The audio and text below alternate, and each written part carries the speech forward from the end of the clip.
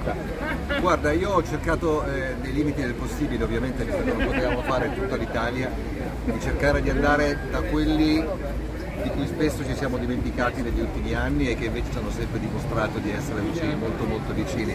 Noi venivamo molto spesso in Veneto ai tempi delle discoteche, poi negli ultimi anni molto di meno perché il mondo è un po' cambiato. E allora ho pensato che valesse la pena di passare il più possibile per il Veneto ed in particolare da Treviso perché è una delle città che maggiormente sentiamo, no? C'è una specie di statistica anche un po' randomica. Radiofonica proprio. Sì, quando vedi i messaggi da dove arrivano, cavolo, il Treviso c'è sempre, noi non veniamo mai, allora eccoci qua.